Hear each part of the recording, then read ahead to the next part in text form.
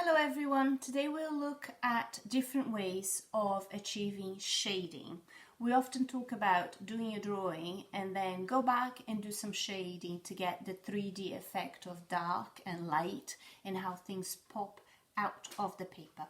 There are many ways you can do that and I will show you today 6 of them, right? So if we focus over here on the example that we have 6 circles that will turn visually into spheres by placing dark and light and highlight onto them. But if you look very closely, you see that each of them has been done in a slightly different mark making process. On this one here, the hatching, it's a series of little lines that follow the shape of the sphere like so, into semicircles if you like, from the dark to the light. On this one here, it's called the cross hatching. It's exactly the same. So you come here and you do that with your hand, depending which direction you want to do. You can be as careful, as loose as you prefer. That's the hatching in one direction. And then the cross hatching is basically crossing what you've just done and then making it darker or lighter. And it's called hatching because it comes from a time where, well, it's still done today, where with a metal plate and a very sharp stylo with a metal point, you make little lines onto the metal plate. And that is how people do printing, because the ink sits on that, and then when you put it on a paper, it comes out, and it comes out in this lovely little effect. Michelangelo, Leonardo da Vinci's drawings in particular, you see a lot of hatching and cross hatching like that. So that's the 2 first ones that we have here. This one here is just a tonal, simple tonal application, which is basically taking your pencil and sideways. It's always easier to get a smooth shading if you use your pencil horizontally as opposed to vertical like that. When we are writing, if I want to write my name, I will write with the pencil vertical and my wrist sort of moves up and down.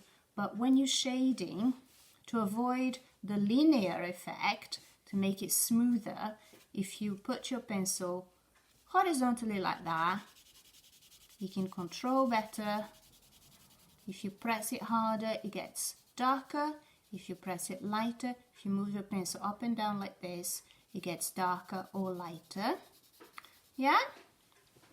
So that's the tonal one.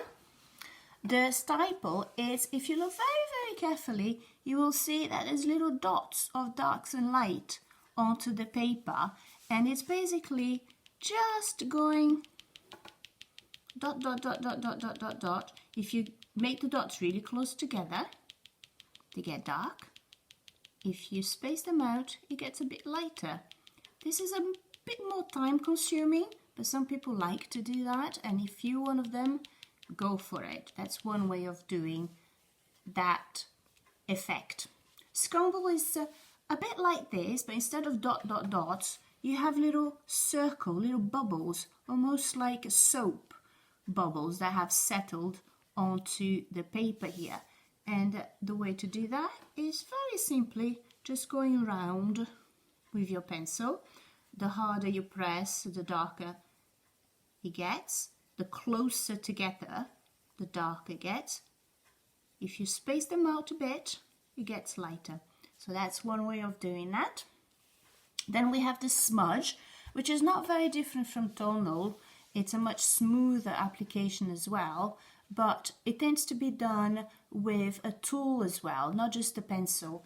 And in class we have used this little smudge tool, but we can also use, you could use at home a cotton bud, or you could use your finger, although your finger will be a little bit more messy, but a cotton bud will be perfect. And basically you do just what you did here with your pencil horizontally. You place some of the graphite onto the paper, and then with your cotton bud or your smudge tool, you then push that around, and then if you make it a bit darker in one area, you get more to push about, and then you start smudging it like that. Now with your finger, you can do it with your finger as well, but as I said, it gets a little bit messier, and the oils on your hand start to mess with the paper, and it's not so good. So use a tool if you have. Cotton buds, as I said, are perfect.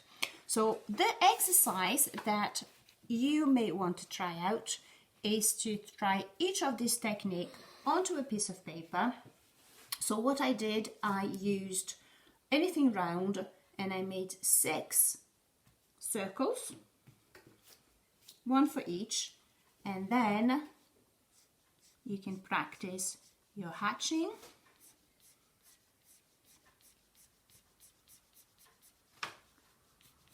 your cross hatching from dark to light, your tonal, where you make it very, very dark, and you start making it lighter and lighter, your stipple,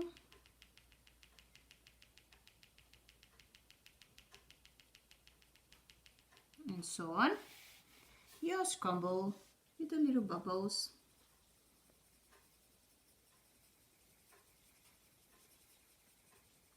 and then the smudge, where is the same as a tonal, but then with whatever tool you're using,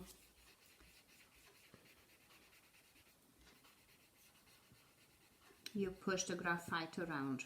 Now you can do that very, very slowly. I did it very quickly just to show you, but you can take your time and do the whole sphere until you complete. One thing to decide, you can copy exactly what you see here, but we know that in order to get shading, in order to get shadows, we need to have a light source. So if we have our sphere here, if it stays there for us, and if I take my torch,